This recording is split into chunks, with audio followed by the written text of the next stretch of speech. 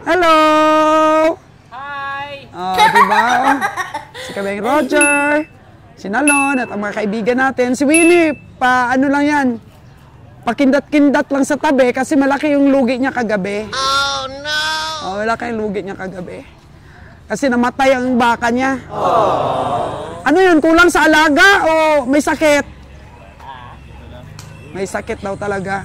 Kaya yun, lugi ka. Sa bundok-bundok ka pa kasi bumili.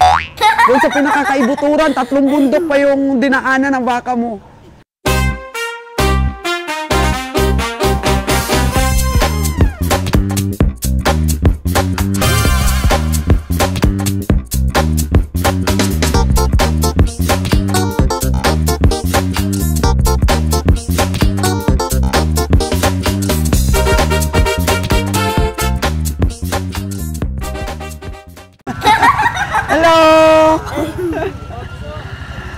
Mga kagandang buhay, dito po tayo ngayon sa Nabilog Stockyard. Grabe po yung fog.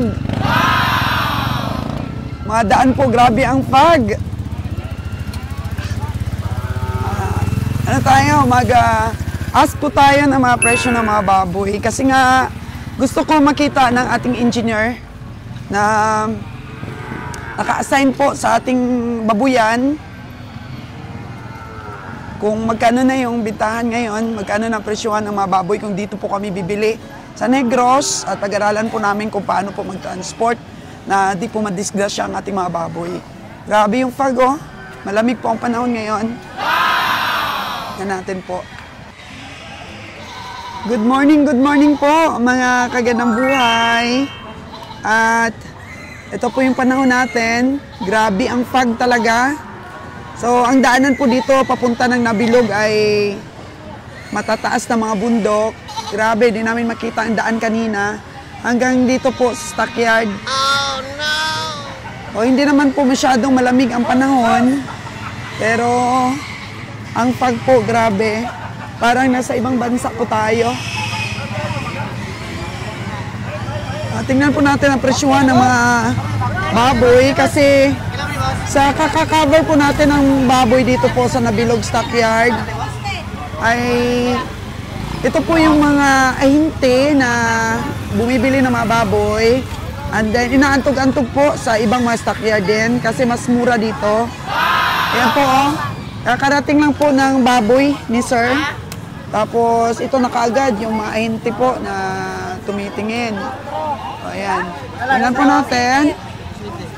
Oh, dami nila, no? Ay, bagong walay. Oh, bagong walay po. Oh. Kuya, magkano? Yan. Ang ganda kaya. 4-5 yung dalawa.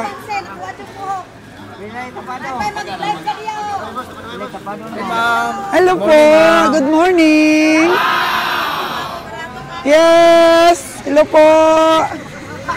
Oh. Ayan po, mga ahinte po ito ha, yung mga tumitingin para po pambinta rin nila. Magkano daw presyo?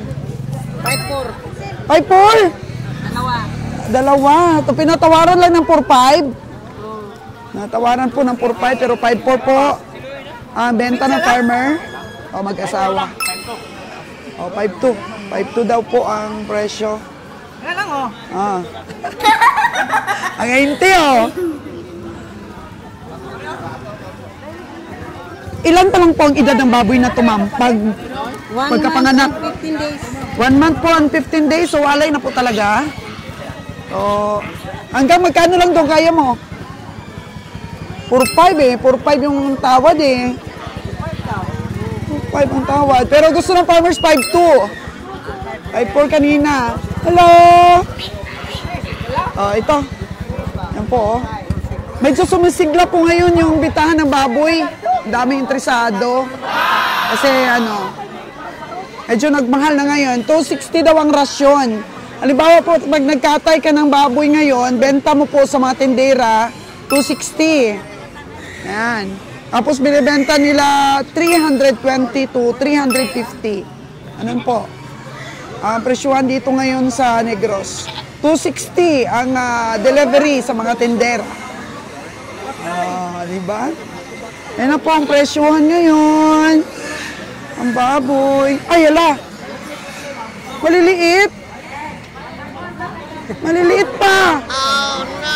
Mabubuhay na ba ito? Oo. Ilang buwan na ito? 1.5. 1.5. Kanina, malaki yung isa na yun, oh. 115 days. Pero ito, hindi siguro ito. Maliit pa ito. Mukhang bagong panganak. Mukhang bagong panganak, mga kaganang buhay. Magkano naman presyo ng ganito? Magkano presyo? 1.8, pero gagatasin mo pa.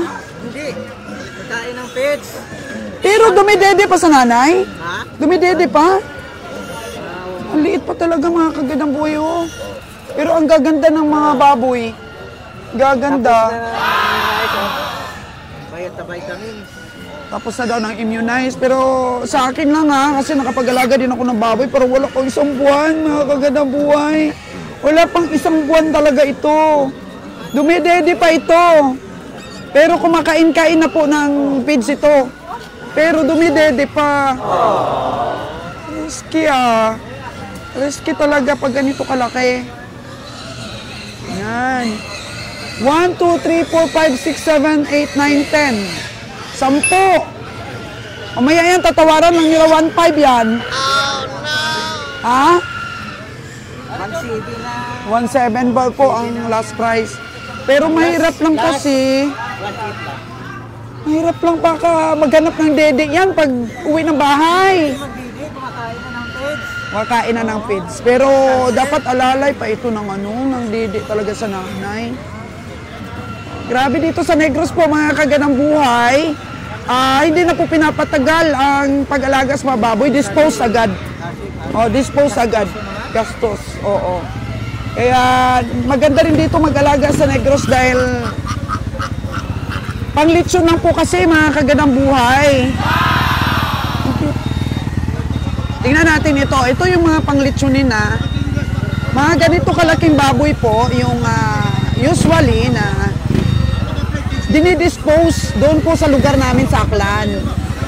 Tingnan natin po. Pero dito po, ano na to, litsunin na. Alagaan pa ito ng kalating buwan, litsunin na talaga.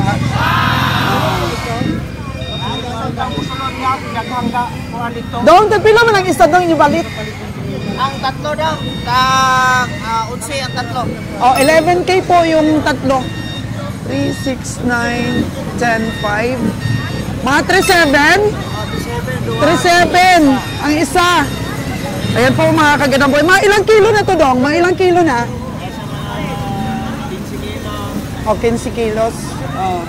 3.7 na po ang price range ng 15 kilos up.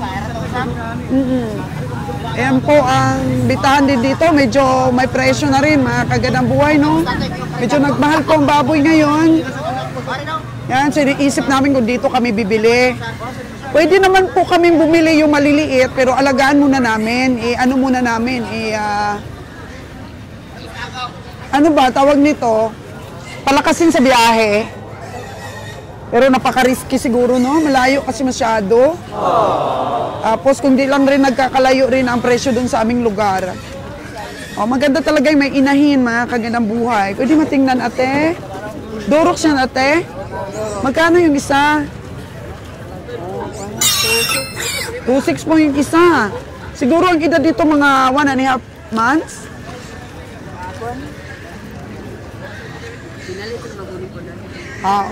Oo. Ahinte po si madam. Tapos bibenta po ulit dito. Anong talaga ang buhay? Makapatong lang ng konti, no? Mabenta yung mga baboy. So, yan po, bibili nila ng maliit-liit pa, alagaan. Tapos po, benta ulit dito sa stockyard. Ganun po kadali ang bintahan dito. Mabilisan lang. Kagandang buhay, oh. Maaga pong natatapos ang dito, ang bintahan na baboy. So, alas 6 po ang oras natin. After 1 hour po, halos nabili na lahat itong mga baboy na to. Ang mga baboy ni boss. Yan. Bilisan lang ang transaksyon dito po, mga kagandang buhay. Ay, ito malaki na. Ito yung mga kasagarang panglitsyon talaga, oh.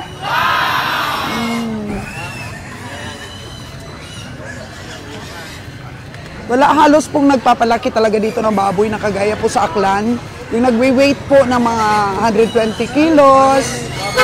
Ay, pinakatay na, maliit pa lang eh. Kasi na pag-aralan daw po nila, mas malaki ang tubo kapag di nila alagaan na matagal. Dispose po agad. Ganito po oh. Bargaining of price. Yan. Okay, boss, oh. Oh. Ayan. Kulay puti. Magkano yan? Isa?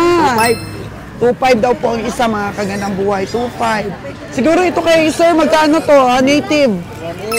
1.8 po. Hello, Nay! Ay, ito, native rin kay nanay? Magkano isa? Magkano isa, Nay? Ila? 2.6 yung isa. 2.6 daw po yung isa, medyo malaki-laki na. O, tinatawaran ng 2.5.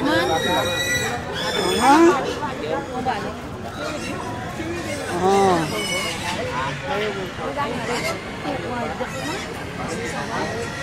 Yan.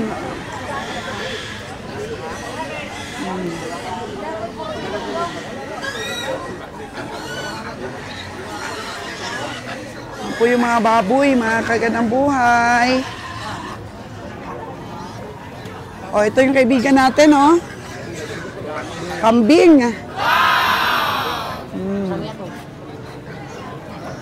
Hanggang dito po yung bitahan na baboy. Yung trading po ng baboy hanggang dito, oh. Ayan. Hello! So magpupisa po siguro kami ng pag-alaga ng baboy. Sa Antique po siguro ako mag-hunt ng baboy na pang-alagain. Ano po ako doon ng bilahan ng mga idik. Para di na po ma-stress, malayo masyado. Naisip ko kasi, baka mamatayan tayo sa biyahe. Layo eh. Tapos, medyo nagmahal na rin po dito ang presyo. Ito, marami siyang baboy, oh. Yan. Bili na, nabili na. Pag gusto mo, ayan. Buhatin na kaagad. Ang galing tali. Ang ganda. Mga ganito po kalaking baboy yung gusto kong bilhin, alagaan.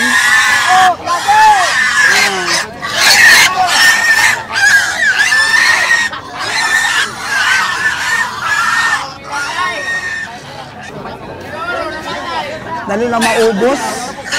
Pili-pili lang yung mga mamimili, tapos tanggalin sa tali. Ano kaya isa nito? Dong, nagpila mo ng isa, Dong? Balod lang, mula ko sa 4.8? 4.8 daw po. 4.8. 4.8, medyo malaki-laki na po kasi. Laki-laki na, oh. Pwede na malitsun. 4.8.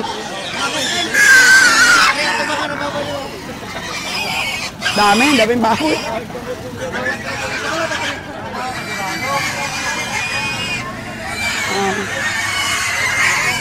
Nakakatuwa po, no? Hello! Ito naman medyo maliliit pong baboy na binili nila. Lagaan pa yata. Ang truck, oh. Punong-puno po ng tao dun sa babuyan at saka kambingan section. Kaya yung iba dito na lang nagtatransaksyon, no? Ang bilihan dito po sa bakahan section. Dahil medyo maluwag pa po ang nakaparada nga yung maluwag pa. Saka lumabas na rin po sa haring araw. Maganda po ang panahon, mga kagandang buhay. So ayan. Yung iba dito na lang po nagtatransaksyon sa labasan. Doon kasi sa looban talaga, halos wala ka ng malagyan ng mga baboy. Dahil kasagaran po, ngayong oras na to ang pinaka-peak ng bilihan. Ayan. So, ganito lang po yung pag-transport ng mga baboy natin sa habal-habal. Ito lang. Palabas lang yung huso ng baboy, parang nagbabayulit na, oh. Suffocate na yung baboy, mga kagandang buhay. Minsan, namamatay talaga. So, maaga pa lang, itong hanap buhay nating kaibigan, oh. Dami na niya saging. Simple lang hanap buhay niya, pero ubos lahat yung saging niya yan, mamaya. Ayan. Medyo malaki-laki ito, ah. Kaya mahirap i-transport pag medyo malaki-laki. Ito po yung isa, oh.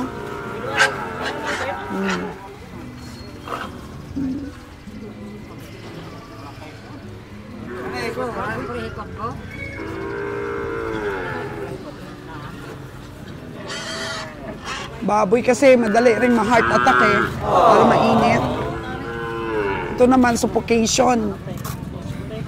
Pag malayo, minsan din nila na namamalayan. Pagdating dito sa stockyard, hingal na, violet na po ang kulay ng baboy. At minsan po, namamatayan din yung ating mga farmers. Pero ito, okay. Okay ito. Medyo malaki, oh.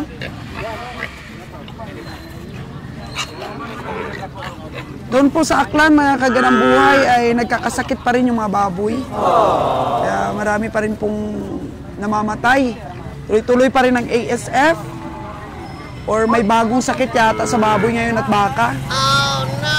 Kaya yung ano po, yung baka po ni Winnie kahapon na nabili sa bundok ay namatay po. 45,000 po ang price nun. Namatay po ang baboy ni Winnie. Na-inject po eh. Natuluyan. Kasi hindi po kinuha ni Danny dahil hingal ang baboy. Baka rather. Para sana biyahe, iniwan ni Danny nung nag-pick up doon ng baka kay Winnie. Kasi nga hingal, may sakit ang baka at yun nga. Ginamot ni Winnie, pero sa wimpalad, namatay po kagabi. At sana kaya si Kabeng Winnie, dahil siyempre nasa custody po niya ang baka, pananagutan po niya. Kaya tulugulugan lang po ni Kabeng Winnie sa atin para maibalik po ang puhunan. Actually, ang baka po ni Winnie may ano yun, merong insurance. So, kahapon nilakad niya po doon sa Department of Agriculture, may makukuha si Winnie 18K to 20K. Yan po yung insurance, no? Makakuha ng 20K, ayun po yung maximum is, ang lugi na lang po ni Winnie is 25K. Ayan, lugulugan na lang niya kahit isang taon.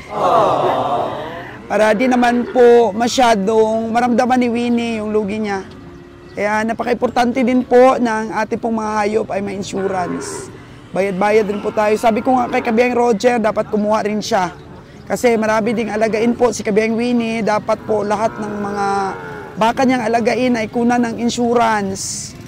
Para kahit papano may balik po na konti sa farmers. Hindi po masyadong mabigla sa laki ng lugi. Diba? Kasi malaki po ang puna ng baka. Sipin mo yung nabili ni Kabeng Winnie, 45,000 sa bundok. At marami na rin siyang nagastos. Patay. At nilibing lamang po, mga kagandang buhay.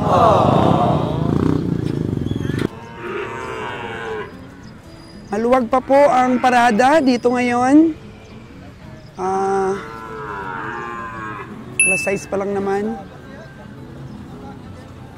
Ito yung mga bakang unang nakaparada. Mostly nakikita ko ngayong baka payat. Di pa talaga naka-recover. Malnourished po yung nakikita kong mga baka ngayon, ha. Maraming payat. Sabi po nito, payat, oh. Kulang po sa nutrisyon ng baka na to, purga. Mga payat. Oo. Maya lamang po after 1 hour, marami na po tayo masipat. Kasi mapag po eh. Mahirap pong i-transport ang mga hayop natin. Mukhang nakita ko talaga kulang sa alaga ng mga baka ngayon. Kaya po nito mga kaganang buhay. Yan. So, kailangan talaga pag-alaga nito, purga talaga, Ito. Ganito po sa stockyard, Tingnan nyo yung tiyan, nakalawlaw. Iniinom ng tubig, pero walang laman-laman po ang katawan. Kagat ang bakang ere. Una nating nakikita. Yung ganito, pag nabansot na, napayat na, mahirap na pong lumaki. Kaya di po naalagaan kaagad yung ano pa sila, maliliit. Nabansot ba? So ito yung mga alagain ngayon. Tagalog. Ilan man ni Tay? 19.5? Tagalog. Yan, wala pa tayong mapili na pang-alagain kasi yung pinipili natin, yung may lahi na talaga. Gaya po nito, Tagalogin lang po ito. Di po pwede. Di po papasa sa ating standard. Kasi dapat piliin natin yung maganda po ang buka ng katawan, yung hindi po nakadaan po ng malnutrition, hindi po nabansot. Saka siyempre may may mataas na genetics. Kahit papaano, upgraded na sana. Ayan po. Ito po yung mga alagain natin ngayon. Po maganda ang katawan. Native na native po. Mas mataba pa po si Bless doon na native sa farm natin. So pinapakita lang po natin dito yung mga alagain po na maganda po talaga nating bilhin. Para po sa dispersal, tulong na rin po sa mga farmers. So unti-unti po tayong nakikilala na talagang hinahatid natin sa mga farmers, mga baka na magustuhan nila. So na-feature po natin yun nung nakaraan. Kaya po bumipili po talaga tayo ng maganda. Hindi po nakakapasa kay Kabeng Roger kung basta-basta na lang. Ayan na po si Kabeng Roger, nakabuta na po.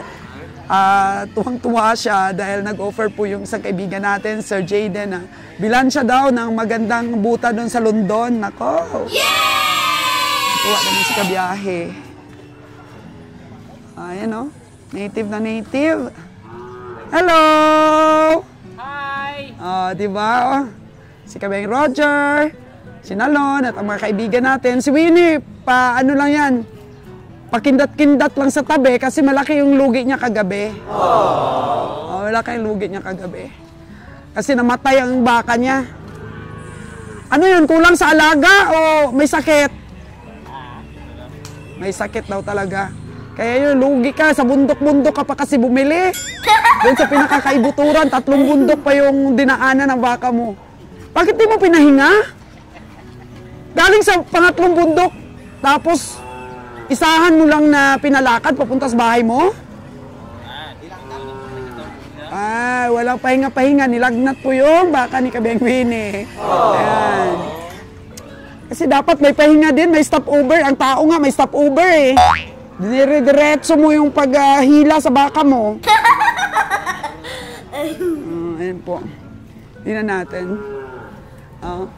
Malungkot si Kabeng Winnie, no? Ikaw ba naman, mawala ng 45K na baka? 45K! Malungkot talaga. Sinalo naman nung nakaraan. Baboy naman, no? Baboy daw. Baboy yun, namatay din. Pero nakatay mo pa yun? Nakatay. Itiwasan na lang, baboy pa, pero itiwasan na lang. Pero magkano yung napera mo doon? Nakabawi? Sa puhunan? Wala kabawi daw. 2,000 lang isabi. Tapos yung isa rin baka mo, ayaw rin kumain. Bininta mo na rin? Baligyan ako gapo. Saan? Saan mo bininta? Sa Manuyot. Bininta mo na lang rin. Magkano binta mo? 17,500. 17,500. Ano yun? Alagaan din nila?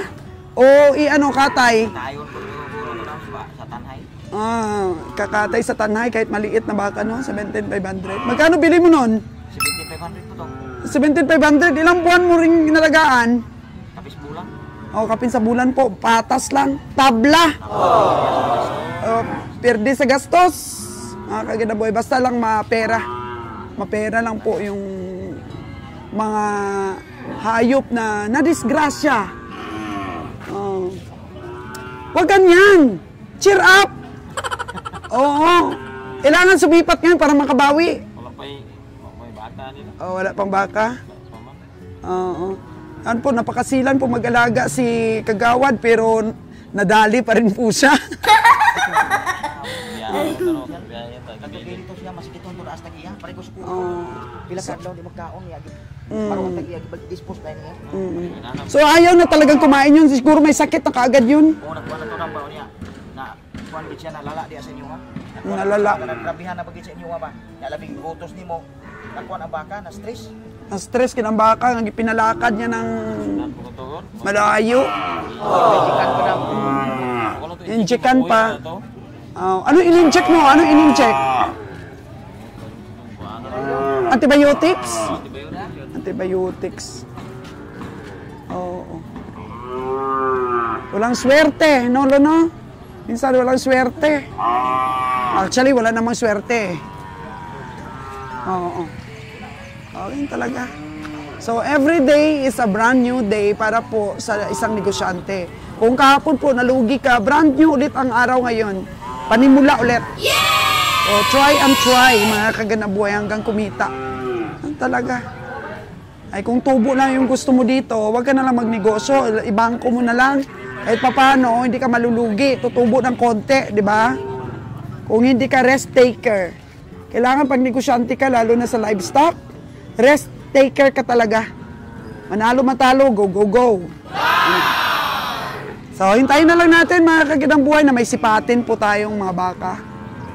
Kasi ngayon, tingnan mo, mga alagain pa lang. Nais ko pala pong magpasalamat, no, sa ating mga diehard na sumusuporta po sa ating vlogs.